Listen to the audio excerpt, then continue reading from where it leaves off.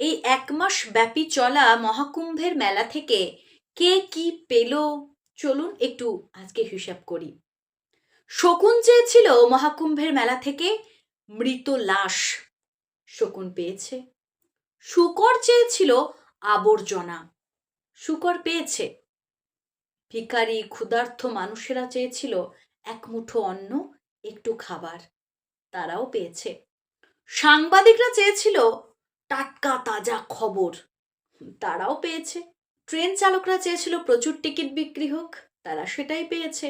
যারা অন্যান্য private transport ব্যবহার করেন তারা চেয়েছিল যাত্রী হোক, তারাও সেটা পেয়েছে। কাক চেয়েছিল নোংরা খাদ্যবস্তু, তারাও তাই পেয়েছে।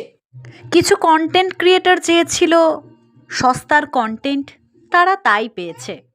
কিছু পর্ন সাইটের এজেন্ট চেয়েছিল অনাবৃত নারী দেহ, যাতে সেই সমস্ত ভিডিও রেকর্ড করে তারা সোশ্যাল মিডিয়াতে ভাইরাল করতে পারে, তারাও সেটা পেয়েছে। চিল চেয়েছিল গঙ্গায় ভেসে আসা গোমাতার দেহাংশ, সেও সেই সমস্ত কিছু পেয়েছে। কিছু খারাপ মানুষ অসাধু ব্যক্তি চেয়েছিল চুরি করতে, তারাও সেখানে সার্থক হয়েছে।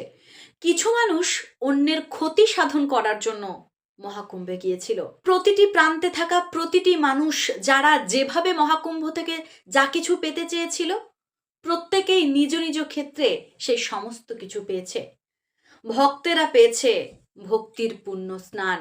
৬৫ কোটি মানুষ একত্রিত হয়ে এই মহাকুম্ভকে সফল করেছে। অবশ্যই একজন সনাতনী হিসেবে আপনার গর্ববোধের দিন আজকে। কে কি পায়নি এই মহাকুম্ভ থেকে? আপনি কি ভাবছেন? আপনারা চেয়েছিলেন সমালোচনা করতে, আপনারাও সেই সমস্ত সুযোগ পেয়েছেন। মহাকুম্ভ কাউকে ফেরায়নি। যার যেরকম রুচি সে সেই জিনিস চেয়েছে এবং দুহাত ভরে মহাকুম্ভ তাকে তাই দিয়েছে। সনাতনের অস্তিত্ব ঠিক এখানেই সেরা, যে যেভাবে তাকে চায় সে সেভাবেই তাকে পরিপূর্ণ করে। তো ভিডিওটি যদি ভালো লাগে তবে সবার কাছে একটু পৌঁছে দেবেন, আর আগামী দিনে সমালোচনা করার আগে নিজেকে প্রশ্ন করবেন, আপনি কোথা থেকে এসেছেন, আগামীতে কোথায় যাবেন। দেখা হচ্ছে নতুন কোনো দিন নতুন কোনো ভিডিও নিয়ে। ততক্ষণের জন্য সকলে ভালো থাকবেন, সুস্থ থাকবেন। জয় শ্রীকৃষ্ণ, রাধে রাধে।